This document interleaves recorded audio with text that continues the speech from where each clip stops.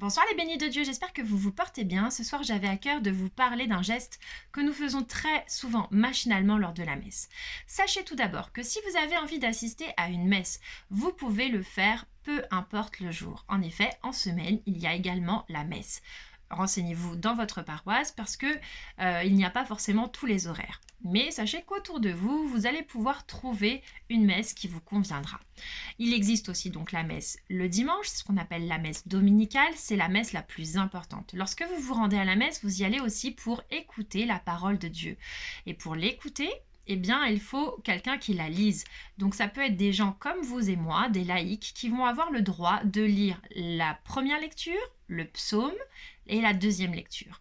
Le prêtre, lui, lira l'évangile. Il n'y a que lui qui peut lire l'évangile. L'évangile, c'est là où l'on raconte la vie de Jésus. Du coup, vous êtes à la messe et au moment où la lecture de l'évangile va être lue par le prêtre nous invite à faire le signe de croix. Mais pas le même signe de croix que lorsque nous rentrons à la messe, qui est un grand signe de croix, mais 3 petits signes de croix. Et c'est sur ce geste-là que je voulais revenir pour vous montrer l'importance et la puissance de ce geste. Donc la première fois, on nous demande de faire le signe de croix sur notre front. Pour quelle raison? Tout simplement parce que nous venons du Père et que nous retournerons vers le Père. À ce moment-là, on peut demander au Seigneur de vraiment être dans notre raison, dans notre intelligence, parce que c'est lui qui va pouvoir éveiller notre intelligence à bien comprendre sa parole, afin que sa parole, qui est vérité, résonne dans notre esprit et qu'on puisse vraiment la méditer avec puissance. Le deuxième signe de croix qui s'enchaîne au premier, donc, est celui-ci sur notre bouche. En fait, Jésus, qui est donc descendu du Père, est venu pour être la parole de Dieu. C'est lui qui nous apporte sa parole, c'est lui qui nous explique ce que Dieu attend de nous, c'est lui qui nous explique le royaume des cieux, qui nous explique ce qui est à faire et ce qui n'est pas à faire. Du coup, lorsque Jésus nous donne cette parole, il nous demande à nous aussi de transmettre sa parole, de transmettre la bonne nouvelle, c'est-à-dire d'évangéliser. Et donc, il pourra utiliser notre bouche pour faire aimer sa parole à ceux qui nous entourent. Le troisième signe qui nous est demandé, c'est toujours le signe de croix. Celui-ci va se mettre sur notre cœur. Et du coup, c'est le Saint-Esprit. Regardez, le Père, le Fils, là on est au Saint-Esprit. Et il vient se poser dans notre cœur.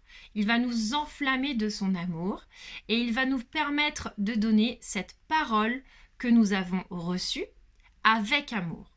En réalité, lui, il va mettre en pratique ce que nous avons entendu. Ici, nous avons compris la parole par l'intelligence.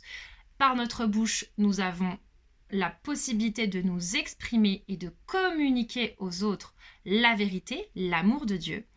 Et en fait, dans notre cœur, on demande au Seigneur d'y mettre tout l'amour pour que nous puissions être dans l'action et ressembler le plus au Seigneur. Voilà, j'espère que vous aurez donc été éclairés sur ce geste qui est vraiment très important.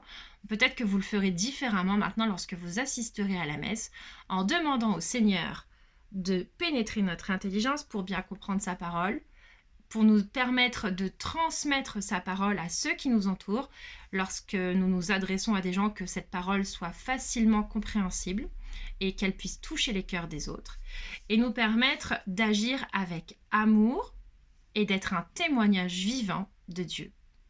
Je prie le Seigneur pour qu'il puisse vraiment nous aider à assister à la messe, qu'il puisse nous montrer l'importance des célébrations, qu'il puisse nous faire ressentir sa présence, sa paix et son amour lorsque nous allons écouter sa parole de vie. Merci à tous, soyez bénis, je vous aime.